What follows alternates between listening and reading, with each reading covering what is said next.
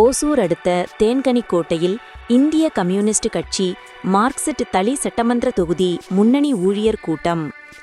கிருஷ்ணகிரி மாவட்டம் ஓசூர் அடுத்த தேன்கனிக்கோட்டையில் தனியார் திருமண மண்டபத்தில் மதசார்பற்ற முற்போக்கு கூட்டணி தளி சட்டமன்ற தொகுதி வேட்பாளர் டி ராமச்சந்திரன் அவர்களுக்கு ஆதரவாக தேர்தல் பணியாற்றும் இந்திய கம்யூனிஸ்ட் கட்சி மார்க்சிஸ்ட் முன்னணி ஊழியர் கூட்டம் தேர்தல் பணிக்குழு தலைவர் ஆர் சேகர் தலைமையில் நடைபெற்றது. தமிழ்நாட்டில் நடைபெறவுள்ள சட்டமன்ற தேர்தல் இதற்கு முன் நடைபெற்ற சட்டமன்ற தேர்தலிலிருந்து முற்றிலும் மாறுபட்ட சூழலில் நடைபெறவுள்ளது. ஒன்றிய பாஜக அரசு தமிழகத்திற்கு வழங்க வேண்டிய நிதியை வழங்காமல் தமிழ்நாட்டு மக்களை வஞ்சிக்கிறது. இது மட்டுமல்லாமல் மாநில உரிமைகளிலும் தலையீடு செய்து நிர்வாக நடவடிக்கைகளில் முட்டுக்கட்டை போட்டு வருகிறது. இந்த நிலையில் அமைதி பூங்காவாக திகழும் தமிழ்நாட்டில் மத கலவரங்களை உருவாக்கி மக்களின் ஒற்றுமையை சீர்குலைக்க தொடர்ந்து முயற்சித்து வருகிறது. இந்த நடவடிக்கைக்கு அதிமுக துணையாக உள்ளது என அக்கட்சியின் மாநில குழு வழிகாட்டுதலின்படி மதசார்பற்ற முற்போக்கு கூட்டணி சார்பாக தளி சட்டமன்ற தொகுதியில் இந்திய கம்யூனிஸ்ட் கட்சி வேட்பாளர் டி ராமச்சந்திரன் அவர்களை ஆதரித்து பெருவாரியான வாக்கு வித்தியாசத்தில் வெற்றி பெறச் செய்ய வேண்டுமென இந்த தேர்தல் பணிகளை செய்திட இந்திய கம்யூனிஸ்ட் கட்சி மார்க்சிஸ்ட் முன்னணி ஊழியர்கள் கூட்டம் நடைபெற்றது. இதில் தளி ஒன்றிய செயலாளர் நடராஜன், கெலமங்கலம் ஒன்றிய செயலாளர் ராஜா, அஞ்சட்டி கமிட்டி செயலாளர் தேவராஜ், மாநில குழு பத்ரி, மாவட்ட செயலாளர் சுரேஷ், தளி சட்டமன்ற தொகுதி பொறுப்பாளர் சேகர், மாவட்ட செயற்குழு ஜெயராமன், மாவட்ட குழு இளையராஜா, மாவட்ட குழு அனுமப்பா, பிரகாஷ், சீனிவாசன், குமரவடிவேல் உட்பட அக்கட்சியைச் சார்ந்த பலர் கலந்து கொண்டு மதசார்பற்ற முற்போக்கு கூட்டணி கம்யூனிஸ்ட் கட்சியில் போட்டியிடும் வேட்பாளர் டி ராமச்சந்திரன் அவர்களுக்கு ஆதரவு தெரிவித்து பெருவாரியான வாக்கு வித்தியாசத்தில் வெற்றி பெறச் செய்ய வேண்டுமென இந்த கூட்டத்தில் பேசப்பட்டது. நடைபெறுகிற தமிழ்நாடு சட்டமன்ற தேர்தலில் மதசார்பற்ற முற்போக்கு கூட்டணியில மார்க்சிஸ்ட் கம்யூனிஸ்ட் கட்சி இணைந்து போட்டியிடுது. அநேகமாக தமிழ்நாட்டில் மீண்டும் திமுக தலைமையிலான இந்த ஆட்சி வருவதற்கான வாய்ப்பு என்பதுதான் இருக்கு.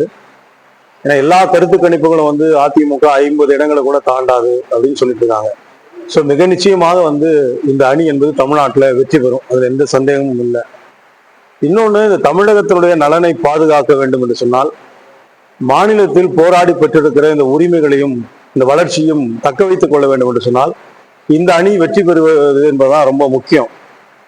பாஜக என்பது ஒரு வகுப்புவாத அரசியலை முன்னெடுக்கக்கூடிய தமிழகத்தினுடைய சமூக நல்லிணக்கத்திற்கு ஒரு எதிரான ஒரு நிலைப்பாட்டிற்கு கொண்டிருக்கக்கூடிய கட்சி என்பதால தமிழ்நாட்டில் நிச்சயமாக தோற்கடிக்க வேண்டும் என்கிற அந்த நிலைப்பாடு மார்க்சிஸ்ட் கட்சி உள்ளிட்ட எல்லா கட்சிகளும் எடுத்திருக்கு.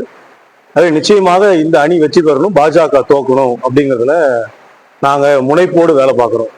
இதோடு சேர்ந்து ஒரு 10 இடங்களில் போட்டியிடக்கூடிய இடதுசாரி கட்சிகள், சிபிஎம் 5 தொகுதிகள், சிபிஐ 5 தொகுதிகள், இந்த 10 இடங்கள்ல பெருவாரியான வாக்கு வித்தியாசத்தில் இந்த கம்யூனிஸ்ட் உறுப்பினர்கள் வெற்றி பெற்று சட்டமன்றத்திற்கு போக வேண்டும் என்கிற முனைப்போடு நாங்கள் களத்தில் பணியாற்றி கொண்டிருக்கிறோம்.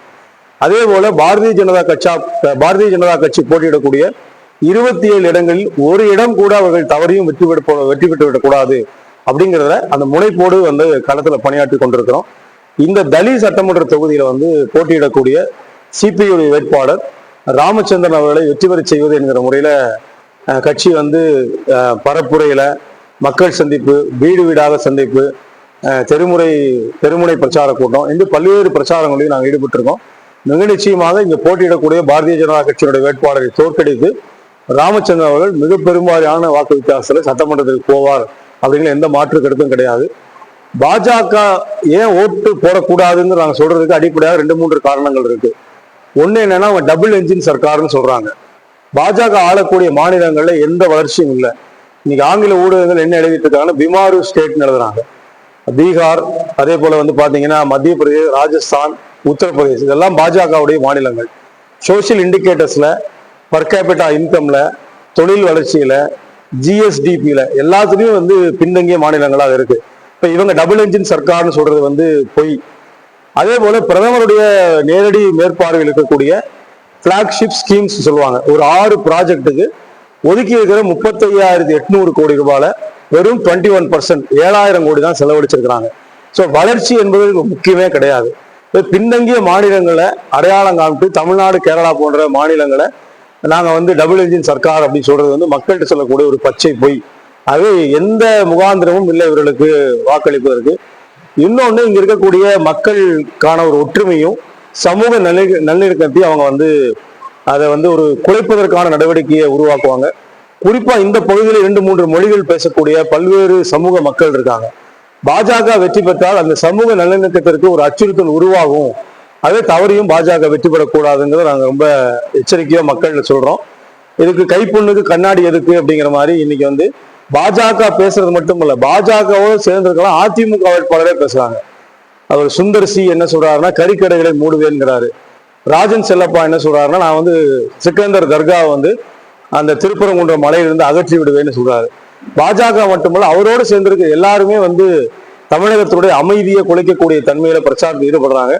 பாஜக ஒரு தொகுதி கூட வெற்றி பெறக்கூடாது என்கிற முனைப்புல டெல்லியில் அவர்களை தோற்கடிப்பது, இடதுசாரி கட்சியுடைய வேட்பாளர் 10 தொகுதிகளில் ஒன்றில் போட்டியிடுகிற சிபிஐ வேட்பாளர் வெற்றி பெற செய்வது என்கிற முறையில மார்க்சிஸ்ட் கட்சியினுடைய அனைத்து முனைப்பான பணிகளும் இந்த தொகுதியில் தொடரும்.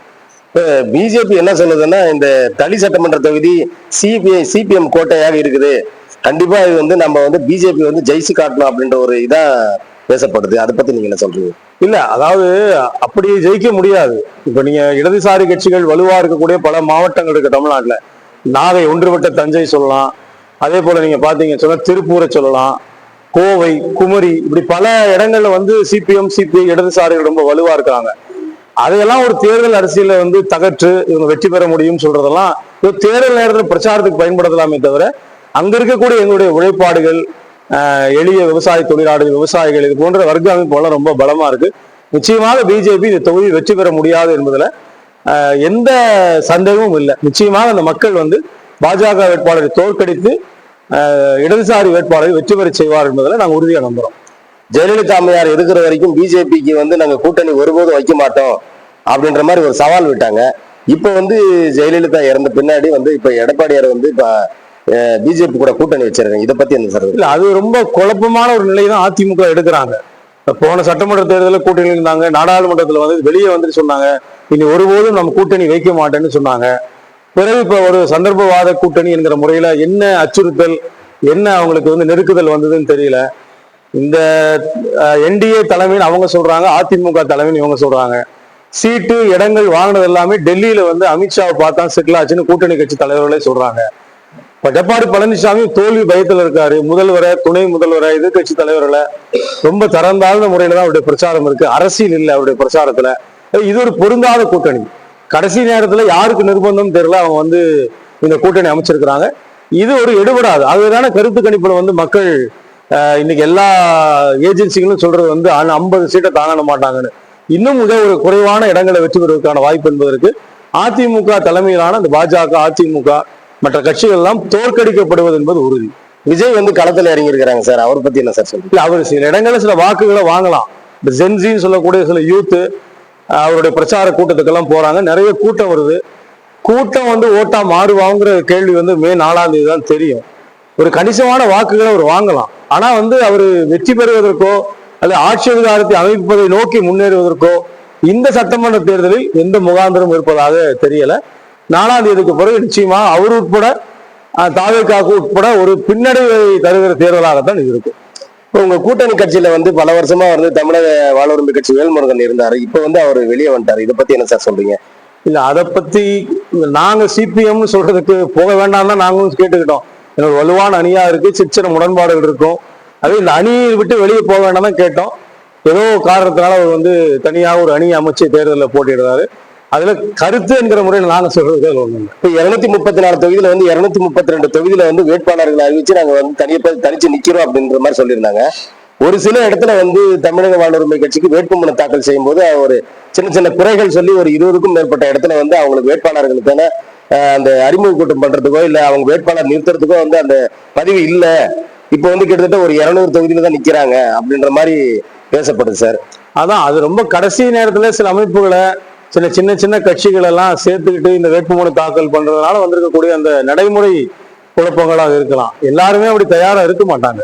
சுயேட்சையோ அல்லது வந்து சின்ன சின்ன கட்சிகளோட வேட்பாளர்களோ ஒரு பெரிய கட்சிக்கு இருக்கக்கூடிய அந்த எலக்ட்ரல் பாலிடிக்ஸ்க்கு கூடிய அந்த எக்ஸ்பீரியன்ஸ், அதுக்கான இன்ஃப்ராஸ்ட்ரக்சருக்கான செட்டப் எல்லாம் இருக்காது. அது நடைமுறையில் இருக்கக்கூடிய சிரமங்களாக இருக்கலாம். என்னன்னு பொறுத்திருந்து பார்க்கலாம். அந்த ஃபார்ம்ல பாத்தீங்கன்னா ஒரு சில இடத்துல இந்தியில எழுதிருக்குது, இங்க இருக்கிறவங்க பூரா இந்திய அதிகாரியா இருக்கிறாங்க, பட் நம்ம தமிழ் ரெவன்யூ சம்பந்தப்பட்ட அதிகாரிங்க இருக்கிறாங்க, அவங்க எங்களுக்கு எடுத்து சொல்லலாம் இல்லையா? இதை வந்து காலதாமதம் பண்ணி நம்மள வந்து நிக்க விடாத மாதிரி பண்றாங்க சில அதிகாரிகளே அப்படின்ற மாதிரி குற்றச்சாட்டு. அப்படி இருப்பதற்கான வாய்ப்பு இல்லை. நீங்க வந்து பொதுவா ஒரு குற்றச்சாட்டு இருக்கு, தேர்தல் ஆணையம் பாஜகவுடைய கைப்பாவையாக மாறி இருக்கு. டிஜிபி மாற்றத்துல, தமிழக தலைமைச் செயலாளர் மாற்றத்துல எல்லாம் பாஜக உடைய விருப்பத்திற்கு ஏற்ற முறையில தான் தேர்தல் ஆணையம் செயல்படுது அப்படின்னு சொல்றாங்க. ஆனா கீழே களத்துல இருக்கிற எல்லா ஆர்வமும் அப்படி இருப்பாங்களா அப்படின்னு தெரியல. மேற்கு வங்காளத்துல பாத்தீங்கன்னா அந்த மாநில தேர்தல் நடத்தும் அலுவலருக்கும் ஞானேஷ்குமாருக்குமே ஒரு மோதல் பகிரங்கமா வெடிச்சு பணியிலிருந்து விலகி இருக்கிறாரு. சோ தேர்தல் ஆணையம் அந்த தலைமை பொறுப்பு இருக்கக்கூடியவங்க அப்படி இருக்காங்களே தவிர கீழே இருக்கக்கூடிய அதிகாரிகள் அப்படி ஒருதலை பட்சமா இருக்கிறாங்களா அப்படின்னு சொல்ல முடியாது. எங்கேயாவது இடத்துல விதிமீறல் இருந்தா அந்த இடத்துல அதை எக்ஸ்போஸ் பண்ணுமே தவிர பொதுவாக குற்றச்சாட்டை நாம அதை ஏற்றுக்கொள்ள முடியாதுங்கிறதா. ஓகே சார், உங்க பேரு? பத்ரி, மார்க்சிஸ்ட் கம்யூனிஸ்ட் கட்சியினுடைய மாநில குழு உறுப்பினர்.